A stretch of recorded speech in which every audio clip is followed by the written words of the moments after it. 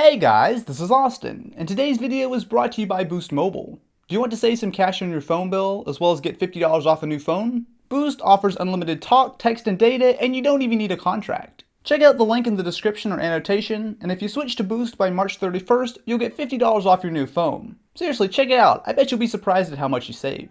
So you've seen me take a look at some gaming PC myths, however this time let's change gears and look at some of the most common gaming console myths.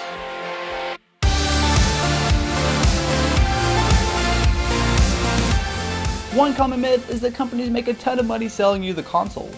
Now when you look at the price of a new console like the PlayStation 4 or Xbox One, $400 or $500 seems like a lot. However, when you actually break it down, the companies really aren't making a whole lot of money on that. For example, when the PlayStation 3 launched, it cost $500. However, the actual cost to make it was over $800. So every single time that you bought a PlayStation 3 in the first couple years, Sony was losing a lot of money. Companies like Microsoft, Sony, and Nintendo make some money selling you things like accessories as well as subscriptions to services such as Xbox Live. However, the majority of the money they make comes through the games.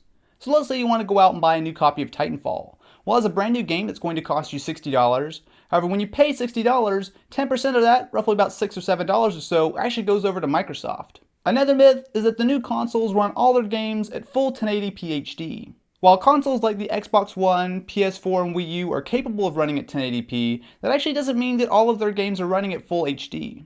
For example, Call of Duty Ghosts runs at only 720p on the Xbox One, Rise Son of Rome runs at 900p, and the multiplayer for Killzone Shadowfall on the PS4 is only running at 1080i, which is roughly about half of what you would normally expect out of a full 1080p game. Since consoles have a set amount of power, it means games have to tread a thin line between image quality, resolution, and frame rate, and if developers choose to push any of these a little bit too far, it's going to definitely hurt the others. Thus, why some games really don't even run at full HD, even on a brand new $500 Xbox. A big myth is that all console gamers are teenage guys.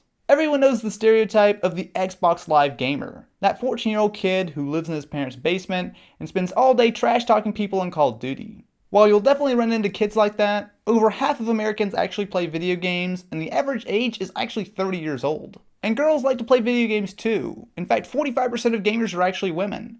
On top of that, girls under 18 are only slightly less likely to play video games than their male counterparts, so it's really not just all 14-year-old kids on Xbox Live.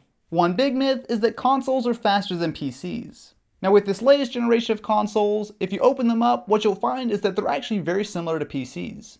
As an example, let's take a look at the PS4, which is the most powerful current console. So inside, the graphics are roughly equivalent to an AMD R9 270, about a $200 PC graphics card. There are definitely other advantages that you have to factor into playing on a console, however performance-wise, a high-end PC is always going to win. One big myth is that consoles are only for gaming. While there's no denying that gaming consoles are called gaming consoles for a reason, all it takes is one look at something such as Wii Fit to see that there's a lot more that you can do with these. Take the Xbox One. It actually makes a surprisingly solid media box, as not only does it have HDMI in so you can run your cable through it, but of course it has basically every video app under the sun. And people watch a lot of video on their consoles. Not only is the PS3 one of the most popular devices on Netflix, but over half of people actually watch Netflix from their game consoles. So what are some gaming console myths that you'd like me to go over next time? Let me know in the comments below. Anyway, thank you guys for watching, and I will catch you in the next one.